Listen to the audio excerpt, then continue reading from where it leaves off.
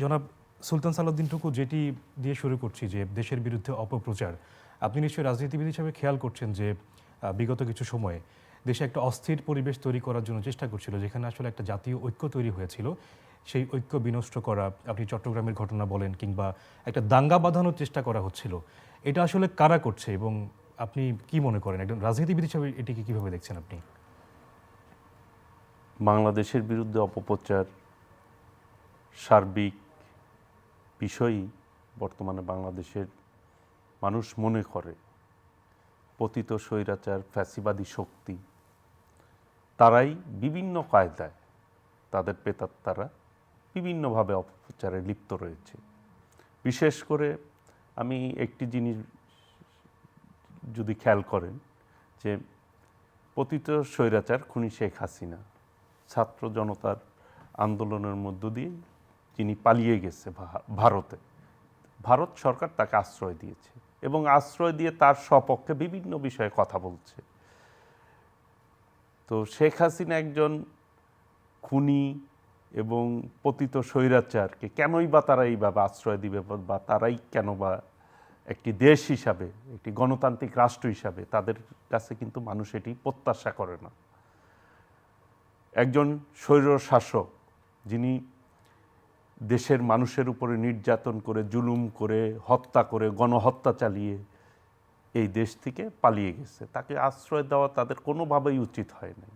বাংলাদেশের মানুষের সেন্টিমেন্টকে কিন্তু আঘাত করেছে, গণতান্ত্রিককামী মানুষের সেন্টিমেন্টে কিন্তু এটি আঘাত করেছে এবং তারাই এবং তাদের দোসররাই বিভিন্নভাবে এই দেশটিকে অস্থিতিশীল করা, দেশের বিরুদ্ধে এই কাজ করা, দেশের বিভিন্ন সেক্টরগুলিতে অস্থিতিশীল করা, এই যে গার্মেন্টস লাইনে অসন্তোষ সৃষ্টি করা, বিভিন্নভাবে দেখা গেছে যে এই আনসারদেরকে নামিয়ে দিয়েছে, দেখা গেছে ওইখানে আওয়ামী যুবলীগেরা নেতারা এবং গার্মেন্টস কর্মীদের সাথে যারা আন্দোলন করছে দেখা যাচ্ছে যে আওয়ামী যুবলীগ ছাত্রলীগের নেতাকর্মীরা এর সাথে রিলেটেড। তো এই যে ফ্যাসিবাদ স্বৈরাচারের পতিত দোসররা বিভিন্ন জায়গায় রয়েছে, তারা এখনও রয়েছে বিদ্যমান, তাদের এই প্রচেষ্টা তারা চালিয়ে যাচ্ছে যে কিভাবে তারা। সেটি ঠিক আছে, কিন্তু আমি যেটি বলছিলাম যে এগুলো তো আমাদের দেশের অভ্যন্তরীণ বিষয়, বা এর আগেও এই ধরনের আন্দোলন হয়েছে, কিন্তু যে বিষয়টিকে আসলে প্রাধান্য দিয়ে ভারত, বিশেষ করে আমাদের প্রতিবেশী দেশ, হিন্দু ধর্মাবলম্বীদের উপর নির্যাতনের যে আসলে একটা সেন্টিমেন্ট তৈরি করার তারা চেষ্টা করছে, তাদের দেশে তারা আন্দোলন করছে এগুলো নিয়ে।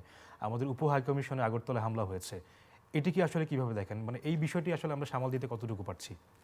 এইটা আসলেই যদি আপনি মোটা দাগে চিন্তা করেন যে একজন পতিত স্বৈরাচারকে তারা আশ্রয় দিয়েছে এবং এই দেশে আধিপত্য তারা কিন্তু বিস্তার করার চেষ্টা করেছে।